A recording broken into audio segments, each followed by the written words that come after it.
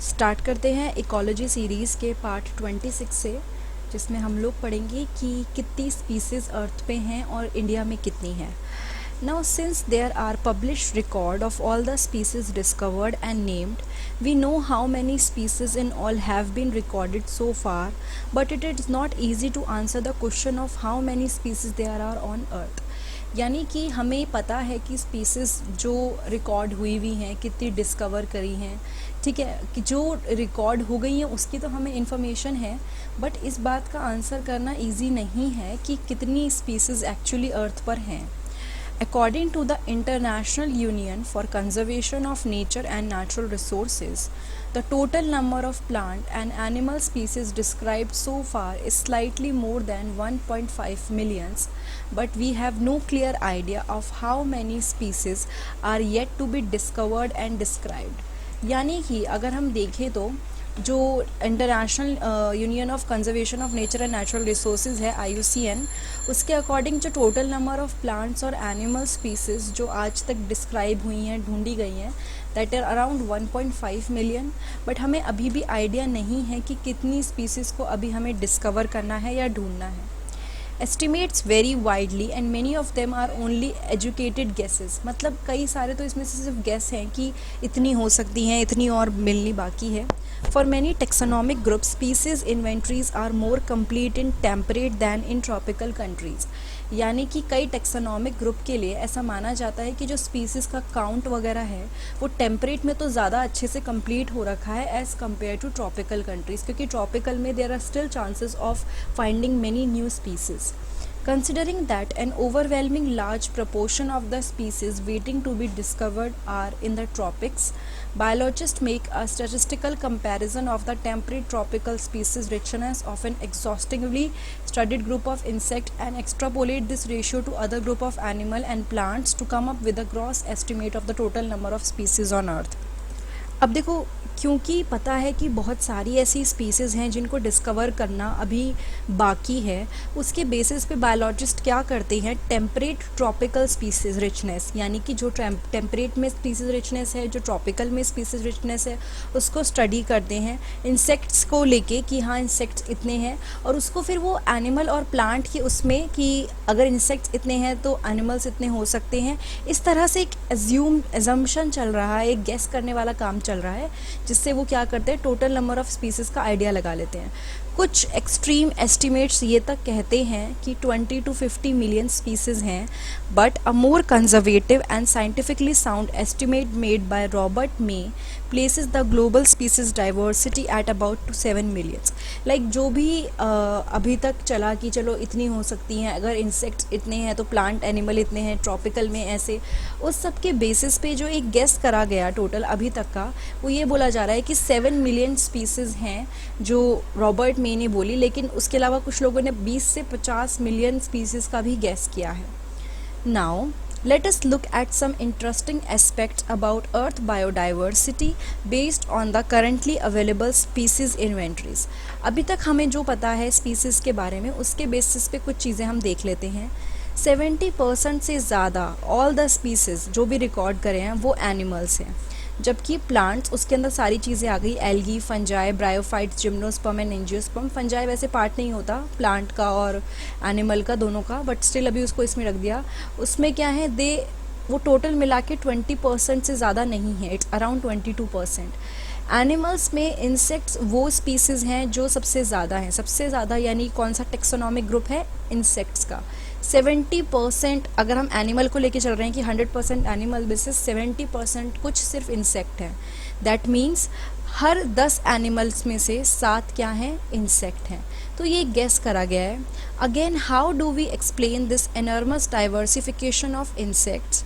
The number of fungi species in the world is more than the combined total of species of fishes, amphibian, reptile and mammal.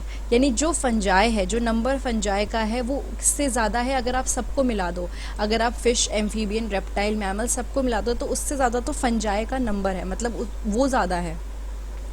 Biodiversity show करी गई है, यहाँ पे कुछ invertebrates दिखाए हैं, देखिए सबसे ज़्यादा क्या शो हो रहा है, इंसेक्ट्स कितना ज़्यादा है, ठीक है। फिर यहाँ वर्टिब्रेट्स में फिश सबसे ज़्यादा है, and mammal, bird, reptile, amphibians है। और अगर आप प्लांट में देखो तो फंजाई और एंजियोस्पर्म देखिए कितना दिखाया गया है, moss, ferns and allies, lichens and algae, इस तरह से शो किया गया है, ठीक है। तो ये सारी चीज़ें हैं जो एक एस्टिमेट लगाया हुआ है। It should be noted that these estimate do not give any figures for prokaryotes. एक और चीज़ जो देखने वाली है कि इन फिगर्स में प्रोकैरियोट्स के बारे में कोई बात नहीं हुई है। Biologist are not sure about how many prokaryotic species there might be. Biologist को नहीं पता कि कितनी प्रोकैरियोटिक स्पीसीज हो सकती हैं।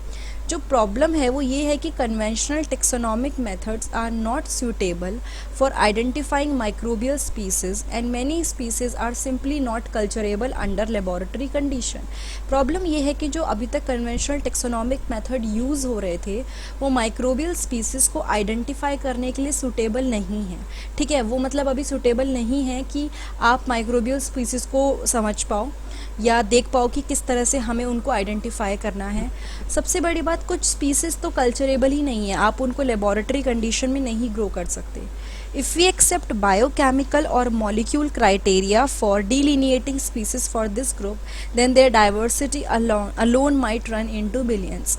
यानी कि अगर हम एक तरीका देखें कि बायोकेमिकल या मॉलिक्यूलर क्राइटेरिया लेके चले कि भाई ये बायोकेमिकली थोड़ा सा इससे अलग है, ये इस मॉलिक्यूलर बेसिस पे ये अलग है, तो भाई फिर तो स्पीसीज़ मिलियंस में चली जाएंगी इन माइक्रोब्स की, जो माइक्रोबियल स्पीसीज़ हैं उनकी। Now although India has about 2.4% of world land area, its shares of the global species diversity is an immersive 8.1%। क्या बोल रहा है वो कि इंडिया का जो लैंड एरिया है वो सिर्फ 2.4 है, यानी पूरे अगर अर्थ को देखो तो उसमें सिर्फ 2.4 वो शेयर करता है, लेकिन जो डाइवर्सिटी में उसका कंट्रीब्यूशन है that is 8.1%। That is what makes our country one of the 12 mega diversity countries of the world। और इस वजह से हमारी कंट्री किस में आती है, 12 मेगा डाइवर्सिटी कंट्रीज़ में, जिनकी डाइवर्सिटी बहुत ज़्यादा है। Nearly 45,000 species of plants and twice as many of animal have been recorded from India। यानी कि 45,000 प्लांट स्पीसीज़ और उससे डबल एनिमल स्पीसीज़ इंडिया में रिकॉर्ड की गई हैं। How many living species are actually there waiting to be discovered and named? कितनी ऐसी लिविंग स्पीसीज़ हैं जिनको अभी डिस्कवर करना बाकी है। If we accept May's global estimate, जिन्होंने ये एक एस्टिमेट दिया था अभी जो हमने पढ़ा था रॉबर्ट में, अगर हम रॉबर्ट में की बात को लेके चलें तो just a minute, only 22% of total species have been recorded so far. अगर मे के अकॉर्डिंग लेके चलें तो सिर्फ अभी हमें सिर्फ 22% ही पता है, टोटल स्पीसीज में से सिर्फ 22 का ही हम पता लगा पाए हैं। Applying this proportions to India's diversity figure, और अगर यही प्रपोर्शन हम इंडिया की डाइवर्सिटी में लगाएं तो हम एस्टिमेट कर सकते हैं कि प्रोबेबली, देखिए इतनी प्लांट स्पीसीज़ और इतनी एनिमल स्पीसीज़ हैं जो अभी भी डिस्कवर करनी बाकी है। Would we ever be able to complete the inventory of the biological wealth of our country, यानी क्या हम कभी ये चीज़ कंप्लीट कर पाएंगे कि बायोलॉजिकली हम कितने वेल्दी हैं। बायोलॉजिकली वेल्दी मतलब हमारे पास कितनी स्पीसीज़ हैं, कितने प्लांट्स हैं, कितने एनिमल हैं, क्या हम कभी एस्टिमेट लगा पाएंगे। Consider the immense trained manpower and the time required to complete the job. दूसरी चीज़, हमें जो टेक्सोनॉमिस्ट हैं वो भी देखने के चलने हैं कि कितने टेक्सोनॉमिस्ट वी हैव और कितना टाइम लगेगा। The situation appear more hopeless when we realize that a large fraction of these species faces the threat of becoming extinct even before we discover them। अब एक प्रॉब्लमेटिक चीज़ क्या है कि कई species are on the verge of extinction even before we find out about them. Like हम उनके बारे में पता करें, हमें पता चले कि ऐसी एक स्पीसीज एग्जिस्ट करती है, उससे पहले वो एक्सटिंक्ट हो रही है। ये एक्चुअली हो रहा है because of the human activities. जो स्पीसीज हमें पता भी नहीं है कि एग्जिस्ट करती है, उससे पहले वो एक्सटिंक्ट हो रही है। सो एक लाइन लास्ट में दे रखी है, Nature's biological library is burning even before we catalog the title of all the books stocked there। यानी कि एक लाइब्रेरी जिसमें सारी बुक्स रखी हैं, उन बुक्स के हमने अभी तक नाम भी नहीं लिखे हैं, ढंग से टाइटल भी नहीं लिखे हैं, उससे पहले ही वो लाइब्रेरी अब बर्न होना शुरू हो चुकी है, जलना शुरू हो चुकी है। यहाँ पे बायोलॉजिकल लाइब्रेरी से मतलब नेचर की तरफ है, और बुक्स जो टाइटल है उससे मतलब स्पीसीज की तरफ है। तो that was all about the different kind of species that are present on earth and in India. So अगर ये वीडियो आपको अच्छी लगी है तो प्लीज़ लाइक, कमेंट, सब्सक्राइब और शेयर करना मत भूलिएगा इस वीडियो को।